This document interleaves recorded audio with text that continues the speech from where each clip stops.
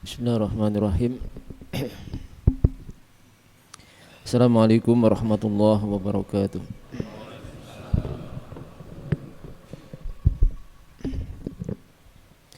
Alhamdulillahirabbil alamin wassalatu wassalamu ala asyrafil anbiya'i wal mursalin sayyidina wa habibina wa syafi'ina Muhammadin wa ala alihi wa sahbihi wa man tabi'ahum bi ihsan ila yaumiddin. Tsumma amma ba'd. Ma'asyiral muslimin, jamaah salat subuh yang dimuliakan Allah Subhanahu wa taala. Kita lanjutkan kajian kita dari kitab Sulamut Taufik. Pagi hari ini masih melanjutkan hal-hal yang dilarang dalam agama kita, dan pagi hari ini kita masuk fasal tentang masalah tajassus. Tajassus itu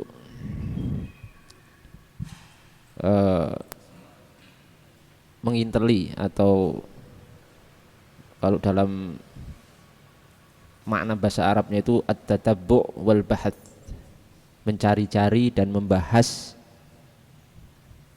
tentang ala auratinas, tentang aib ataupun kekurangan saudara sama muslim. Itu termasuk daripada perkara yang diharamkan dalam syariat Islam. At-tajassus ataupun at-tatabbu' wal bahth ala auratin nas. Jadi jamaah sekalian, pada prinsipnya Islam menika ketika kita sekalian mengetahui ataupun melihat ada kekurangan ataupun aib saudara kita sama muslim dalam hal apapun itu, baik dalam hal keluarganya atau mungkin dalam hal lain, dalam perilaku dirinya ataupun pokoknya segala sesuatu yang berkaitan dengan saudara sama muslim, dan itu aib atau cacat, hal-hal yang memang tidak baik, itu kewajiban kula panjenengan adalah berusaha untuk menutup serapat-rapatnya. Jangan dicari dan jangan disebarkan. Niku pokok prinsipnya seperti itu Islam. Ya, kalau tidak tahu malah jangan cari tahu. Kalau tahu pura-pura tidak tahu. Niku prinsip bermuamalat dengan sesama muslim, khususnya dalam bermasyarakat ya. Itu seperti itu. Pokoknya kalau tidak tahu jangan cari tahu, karena itu enggak penting dan tidak ada gunanya kita mencari tahu kekurangan saudara kita sama muslim. Kalau tahu pura-pura tidak tahu dan jangan disebarkan. Ini guys, dalam Al-Qur'anul Karim Allah Subhanahu wa taala menyatakan, a'udzubillahi minasyaitonirrajim, ya ayyuhalladzina amanu ijtanibu katsiran minadh-dhann inna ba'dadh-dhanni itsm wa la tajassasu, al-ayah. Ya, artinya wahai orang-orang yang beriman, jauhilah atau hendaklah kalian menjauhi kebanyakan dari prasangka, karena sebagian prasangka itu adalah dosa. Wala tajassasu, dan janganlah kalian tajassus. Tajassus di sini maksudnya apa? Tadi ya, at-tatabbu'u wal bahthu, mengikuti dan membahas, mencari-cari kekurangan, ayubun nas atau auratin nas, kekurangan ataupun hal-hal yang tidak baik daripada saudara sesama muslim. Walaupun memang secara tabiat kita niku senang untuk membicarakan itu. Gitu.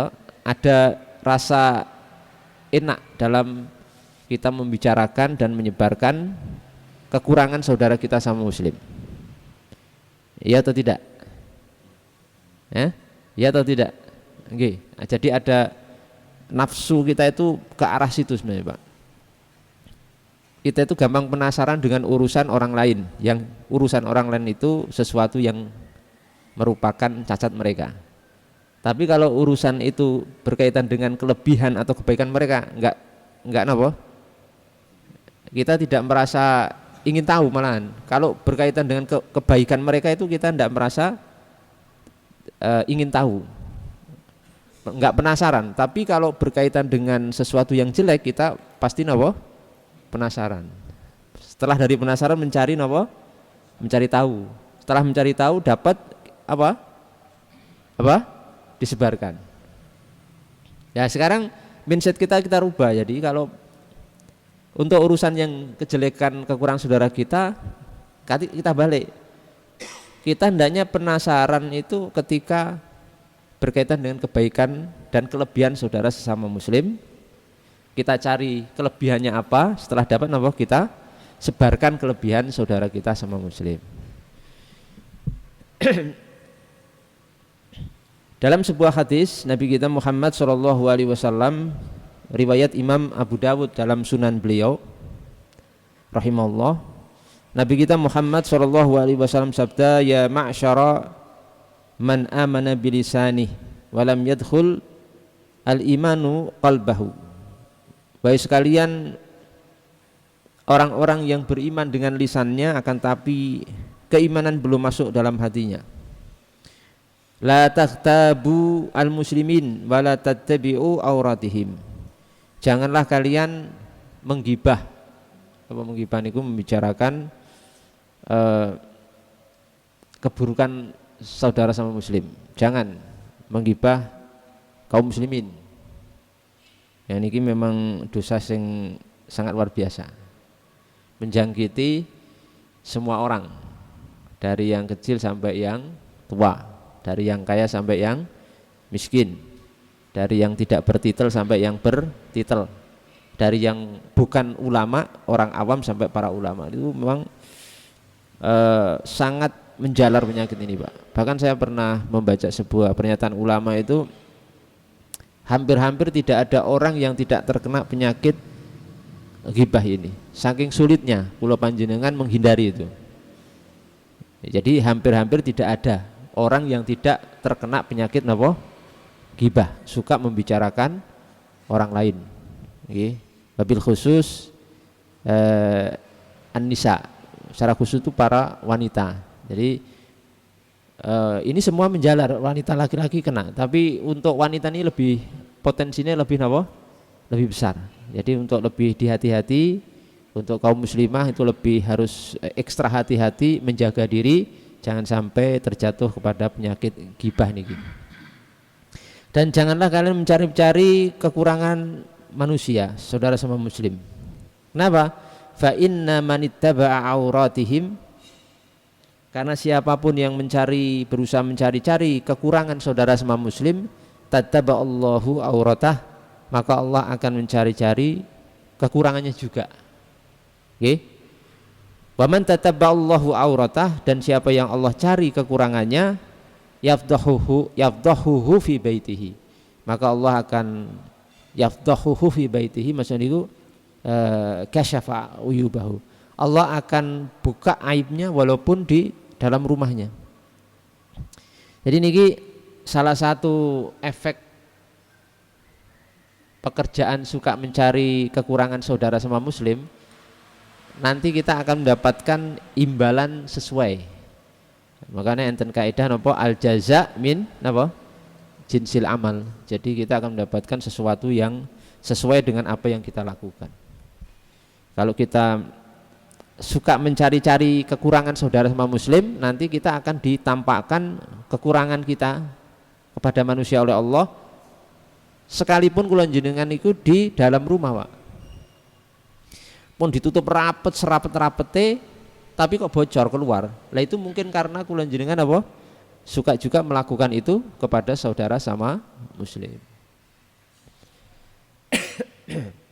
Satu contoh saya mungkin ini penting banget.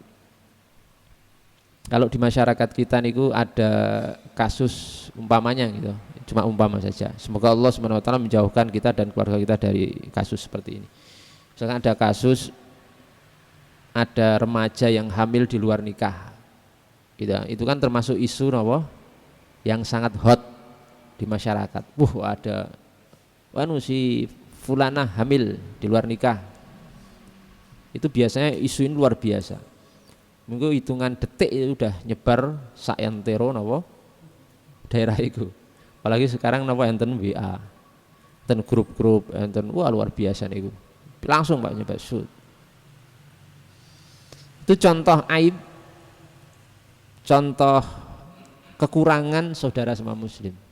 Bukan kita membenarkan zina ya. Itu tetap zina, itu tetap haram. Dosa besar itu jelas. Cuma dari sudut pandang ini, sudut pandang kekurangan, dan mungkin kan orang tua yang anaknya hamil di luar nikah itu juga tidak ingin anaknya seperti itu. Gini apa betul? Iya kan? Enggak senang juga, enggak menginginkan, tapi sudah terlanjur terjadi seperti itu.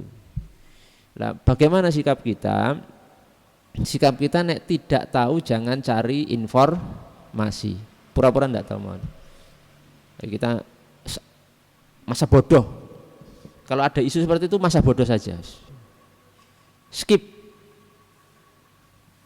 Ya, enggak penting karena itu enggak penting, Pak. Isu yang enggak penting nih. Kita tahu kira-kira dampak positifnya apa? Enggak ada. Kita tahu info itu enggak ada dampak positifnya. Ya gitu. Enggak penting. Tapi kita niku biasanya bernafsu mencari info seperti itu malahan. Kalau sudah terlanjur tahu isu seperti itu, pura-pura tidak tahu dan ditutup serapat-rapatnya. Kalau ada yang tanya, "Yuk katanya anaknya ini hamil dua nikah ya." Wah, saya nggak mau bahas itu, nggak usah dibahas, nggak usah dicari pengetahuan tentang masalah informasi, nggak usah. Kalaupun benar, kewajiban kita menutupi akan isu seperti itu karena itu berkaitan dengan saudara kita. Nggih, paham nggih sini nggih? Siap menjalankan? Siap mboten niki? Langsung praktek nanti gini. Pas pulang langsung napa? Praktek. Oh malah enak wisu langsung pertama kali. Golek informasi malah wah serang genah ini. Ampun niku.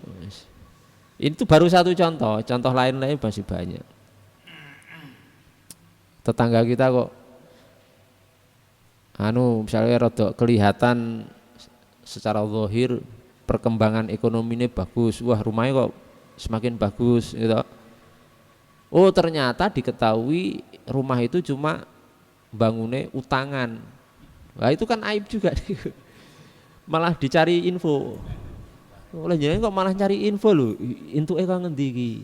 Biayane kok kerjane mung biasa kok bangunane megah banget. Wah, dapat info ternyata cuma hutang. Kita sebarkan. Loh, itu maksudnya gunane nopo? Ndak ada dampak positif ya untuk kita dan untuk dia. Kecuali sampean cari info niku untuk membantu nyaur utang. Nah itu benten. Oke, karena itu ada dampak positifnya untuk kita bisa sedekah, untuk dia meringankan hutang bangun rumahnya niku. Paham nggih? Nah, ini contoh mawon. Karena kita khawatir Bapak Ibu sekalian, nanti kalau kita itu suka niku perbuatan mencari aib saudara sama muslim, nanti aib kula jenengan dibongkar oleh Allah Subhanahu wa taala. Enggak ada manusia enggak punya aib, saya pastikan itu. Enten mboten? Yang enggak punya kekurangan enten mboten? Enggak ada. Selama kita manusia, bukan nabi, pasti punya kekurangan. Pasti niku. Cuma kok tidak tampak karena Allah tutupi. Lah kalau Allah sudah murka karena perbuatan kula jenengan suka mencari aib orang lain, dibuka oleh Allah Subhanahu wa taala.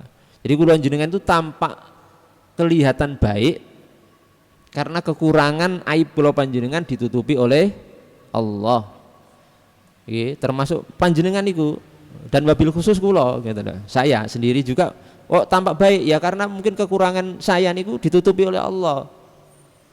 Kalau kekurangan kita dan panjenengan semuanya dibongkar oleh Allah, mungkin penilaian itu akan berubah 100%.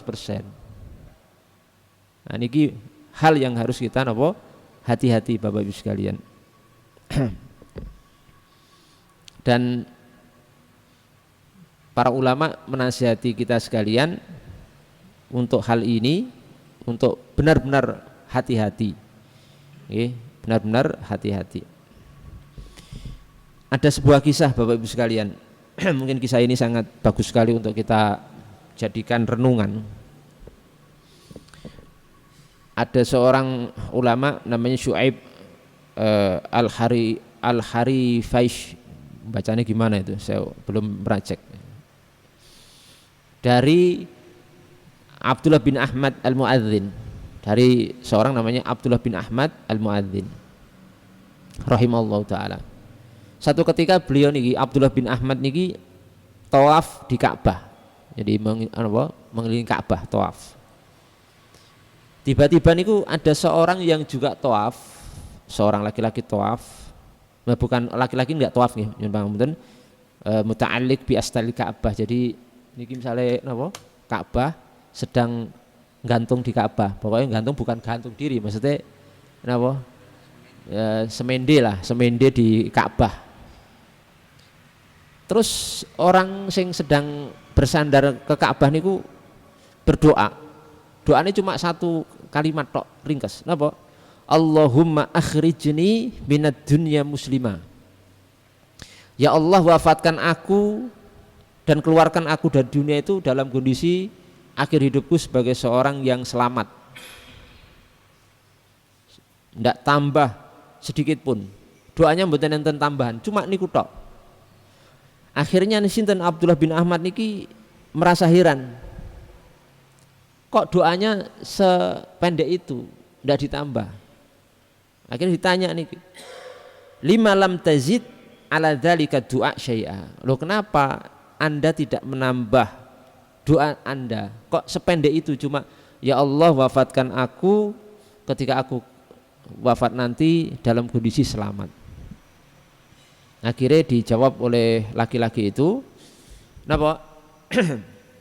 Jawabannya, Anda seandainya tahu kondisi atau kejadianku yang menimpa aku, sungguh Anda akan memberi udzur, memberi apa istilahnya udzur itu dispensasi. Anda akan mengerti kenapa aku doanya cuma itu tok. Terus Abdullah bin Ahmad tambah bertanya, ma qadiyatuk, apa yang menimpamu, kondisi apa yang menimpa kamu? Nah, kemudian diceritakan. Dulu aku punya saudara laki-laki dua, kata si laki-laki yang bersandar ke Ka'bah itu. Dulu aku punya saudara laki-laki dua orang. Yang paling besar, yang paling tua niku seorang muadzin. Seorang napa? Muadzin. Muadzin itu napa? Tukang adzan. Tukang adzan, Pak. Muadzin. Arba'ina sanah. Tukang adzan setiap hari adzan itu sudah selama 40 tahun. Dan itu ihtisaban. Ihtisaban itu memang mencari ridha Allah Subhanahu wa taala. Mungkin maksudnya enggak ada imbalan, enggak digaji, enggak ada fasilitas. Ihtisaban karena Allah Subhanahu wa taala selama 40 tahun. Tapi aneh, Pak, ini kan amal soleh besar gitu. Dan ini mulia sekali. Tapi anehnya ngeten, ketika saudara beliau yang muadzin ini mendekati wafat, sudah detik-detik mau wafat niku, tiba-tiba minta mushaf Quran. Da'a bil mushaf, jadi minta mushaf Quran. Nah, saudara ini itu mengira bahwasanya ini kok mau wafat minta mushaf Quran. Wah, persangka baik. Oh, mungkin ini mau baca sebagian ayat Qurannya dan mau bertabarruk mengambil barokah dari itu. Ini prasangka baik dari sinten? Saudaranya. Akhirnya dikasih, Pak, niku dikasih. Kemudian setelah dipegang oleh si orang yang mau wafat ini yang profesinya muadzin 40 tahun itu, setelah dipegang itu ternyata mengejutkan. Bukan pengen baca sebagian ayatnya, nopo pengen ngambil berkah dari mushaf itu, ternyata orang itu wa asyhada ala nafsihi man hadar annahu bari'um mimma fi. Dia pegang Quran, malah ternyata dia itu mempersaksikan diri di hadapan orang-orang yang hadir mengelilingi dia saat mau mati itu, bahwa dia itu berlepas diri dengan seluruh isi daripada Al-Quran. Akhirnya mati dan tahawwala ila dinil kufur, dan murtad kembali kepada agama kekafiran dan meninggal dalam kondisi sebagai seorang Nasrani. Ya, mata Nasranian, mati sebagai seorang Nasrani. Padahal masa hidupnya apa? Tukang adzan, Pak, selama pinten 40 tahun. Kok ternyata ketika mendekati wafat malah bersaksi menolak semua isi Al-Quran dan pindah agama Nasrani. Kemudian satu saudaranya, tadi kan dua ya, saudara yang satu juga begitu persis sama juga muadzin, Pak. Jadi niki punya saudara dua sama-sama semuanya dua-duanya muadzin. Saudara yang satu juga sama, ketika mau meninggal sama apa yang dilakukan, minta mushaf, tapi ternyata bukan untuk dibaca, akan tapi kemudian dipersaksikan dia itu berlepas diri dari seluruh isi Al-Quran dan pindah agama menjadi seorang Nasrani. Na'udzubillah. Kita berlindung pada Allah Subhanahu wa ta'ala. Makanya kenapa tadi si orang tadi kok doanya itu, Pak, Allahumma akhrijni, Allahumma akhrijni minad dunya muslimah. Ya Allah, keluarkan aku dari dunia ini, maksudnya meninggal dunia dalam keadaan selamat, muslim, enggak pindah agama, enggak murtad. Karena kejadian dua saudara kandungnya yang akhirnya mati dalam kondisi murtad, pindah agama. Padahal seorang muadzin, dua-duanya muadzin selama 40 tahun kurang lebih nih. Setelah kejadian itu, si orang ini yang cerita tadi menyampaikan wa inni khaifun ala nafsi an akuna mislahuma. Kenapa aku doanya tadi cuma Allahumma akhrijni minad dunya musliman itu karena aku mengkhawatirkan diriku aku akan tertimpa sebagaimana yang menimpa dua saudara laki-lakiku. Maka doanya cuma niku tok. Sampai akhirnya beliau ditanya Abdullah bin Ahmad. Karena heran ini aneh karena zahirnya sholih, tukang azan yang seharusnya itu matinya husnul khatimah, kok ternyata akhirnya su'ul khatimah. Ditanya, maka nadzambuhuma, apa dosa kedua saudara laki-laki itu apa kok sampai murtad di akhir hidupnya? Faqala, maka laki-laki itu menjawab, karena yatabbi'ani auratin nas. Ada dua dosa, tapi saya sebutkan satu saja di sini.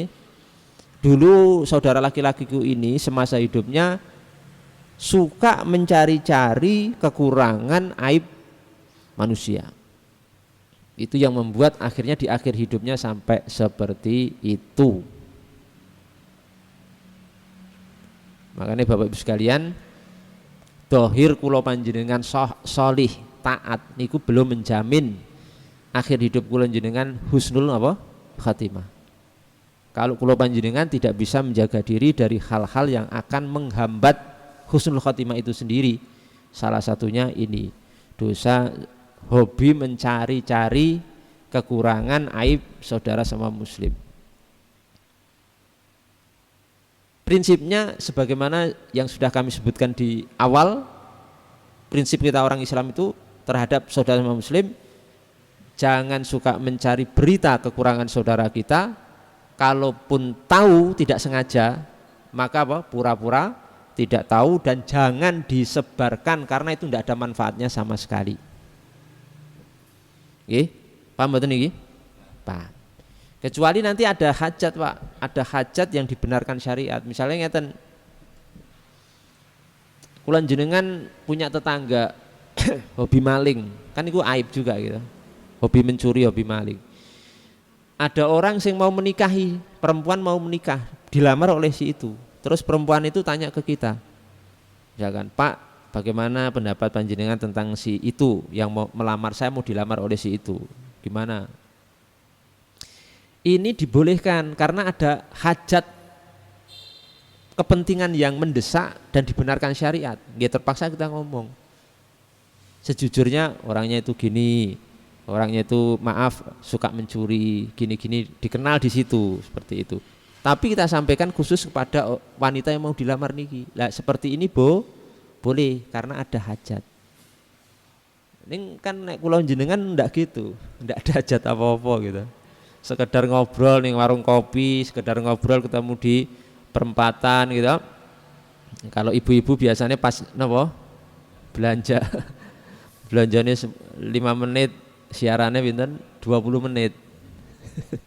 Lebih panjang siarannya Pak daripada napa? Belanjane. Belanjane di mana tuh? Siarannya 20 menit. Lah siarannya niku niki, pembahasannya niku masalah pembahasan berita-berita isu-isu terhot niku lho. Termasuk yang saya ingatkan, jangan suka nonton berita entertain, gosip, rumpi ya itu dah. Karena saya nggak punya TV, jadi nggak ngikuti cuma lewat YouTube kadang. Pembahasan rumpi, pembahasan gosip, rumah tangga orang, rumah tangga artis. Ini wah luar biasa nih. Niku malah diperjualbelikan, ini berita niku kan diperjualbelikan itu. Itu harganya lumayan Pak niku berita-berita seperti itu. Nek jenengan punya info dilaporkan ke stasiun TV, niku bisa ratusan juta niku. Jadi jenengan misalnya tidak sengaja tahu ada artis selingkuh dengan seorang wanita, jenengan kok ngepasi di situ dan jenengan foto, rekam, jenengan jual ke TV itu, TV swasta itu harganya bisa ratusan juta niku.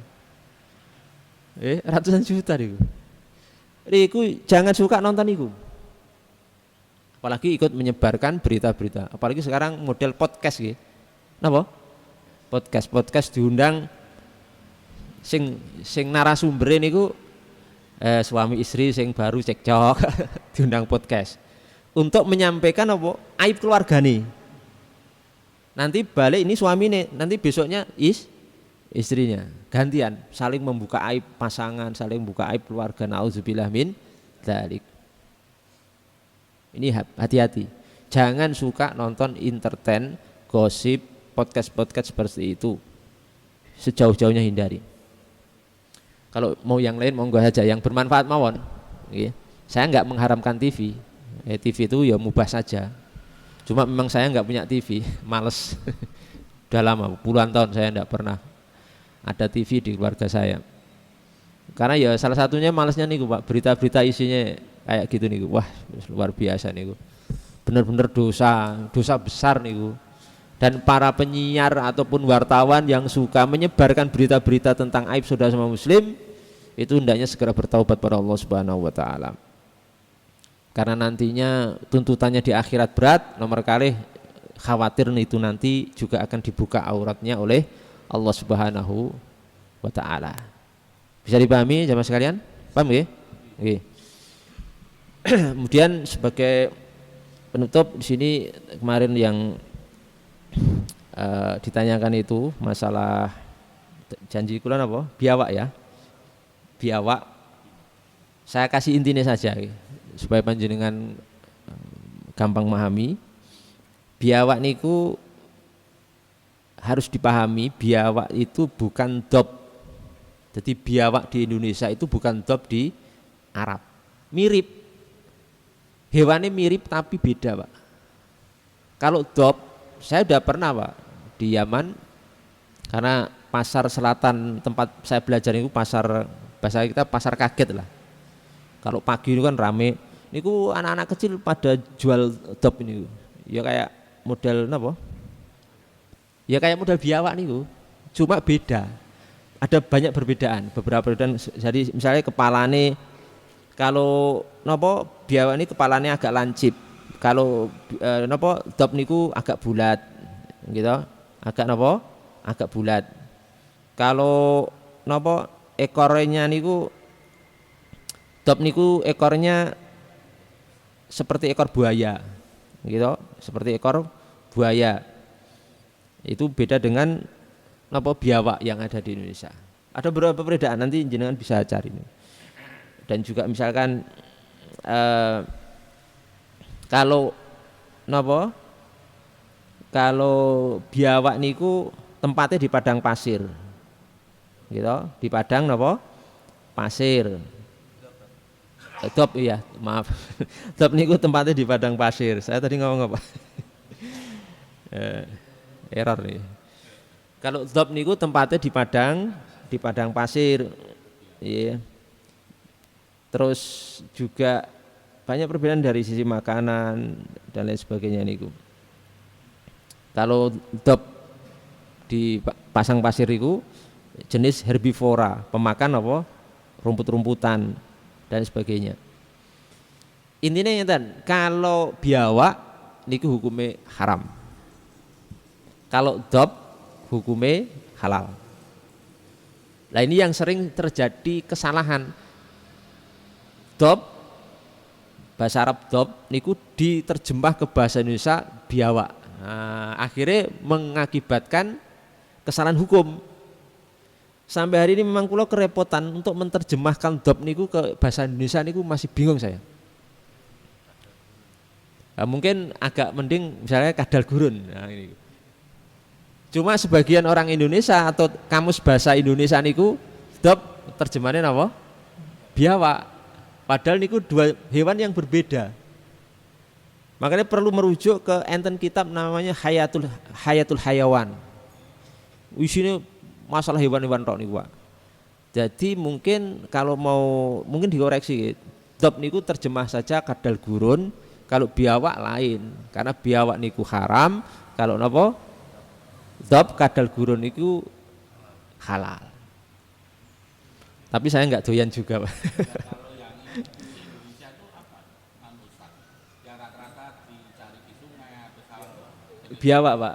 Niku biawak, hukumnya haram. Biawak niku hukumnya haram. Ampun ngantuk nggih. Biawak hukumnya napa? Nanti ngantuk malah dicampur. Biawak hukumnya haram, nek dop kadal gurun hukumnya halal.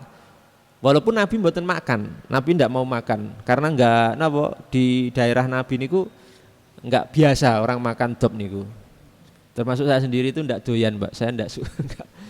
Pernah ditawari waktu di sana beberapa kali oleh teman yang beli, mau nyoba kan penasaran, saya ndak mau. Saya ndak mau dan karena lihat hewannya sudah agak jijik ya. Ya niku. Jadi itu perbedaannya antara napa? Biawak dan napa? Dop. Jadi perlu diperhatikan iki. Makanya ketika kula panjenengan menetapkan hukum niku jangan semata-mata diterjemah, Pak. Karena akhirnya mbah kamusnya napa? Jenengan kan nganggo kamus bahasa napa? Arab Indonesia niku dibuka. Dop oh biawak. Oh, berarti halal karena Nabi menghalalkan apa? Dop. Padahal niku dua hewan yang berbeda. Biawak niku bukan dop, dop bukan biawak. Ya, kalau Kuda halal. Kuda halal, Pak, jelas halal. Kuda niku halal.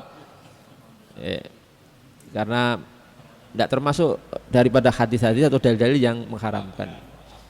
Saya pernah beberapa kali makan sate kuda ya. Nah, kalau kuda saya masih mau, Pak. Saya pernah tinggal di Ujung Pandang di Makassar, saya sana kan beberapa daerah itu sangat familiar dengan sate kuda di Sulawesi ini. Saya beberapa kali makan. Kalau Indonesia Timur itu sate sapi, jadi nggak ada sate kambing niku aneh. Indonesia Timur, saya pernah di Maluku, niku sate sapi. Nek saya cari sate kambing nggak ada, malah tertawa. Nek Sulawesi sate kuda, itu halal. Paham nggih? Terus kemarin yang masalah buaya niku biar tegas, buaya niku timsah bahasa Arab niku hukumnya haram menurut mayoritas ulama. Hampir semua ulama mengharamkan, termasuk Imam Syafi'i rahimahullah itu mengharamkan. Ada yang menghalalkan, cuma minoritas ulama. Cuma kita memakai dan mengikuti pendapat mayoritas mawon bahwa napa buaya hukumnya napa haram. Jadi rasa penasaran arep nyoba sate napa buaya. Cari yang jelas-jelas halal mawon, masih banyak sekali dan apa yang disepakati itu lebih nyaman, nggak usah aneh-aneh gitu. Ya karena nanti nek mau dicari-cari ya enten yang berpendapat halal juga buaya niku. Jangan buaya, ular niku lho. Ular niku nggih enten yang berpendapat napa halal. Madhab Maliki niku nggih mengatakan halal. Tapi kita di Indonesia nanti bahaya Pak kalau karena sudah terbiasa dengan madhab napa Syafi'i ini. Tokek haram Pak. Nek dimakan loh dikonsumsi haram. Itu nanti kalau beda dengan kalau untuk obat. Nah, itu nanti pembahasannya lain. Nah, nanti minggu depan.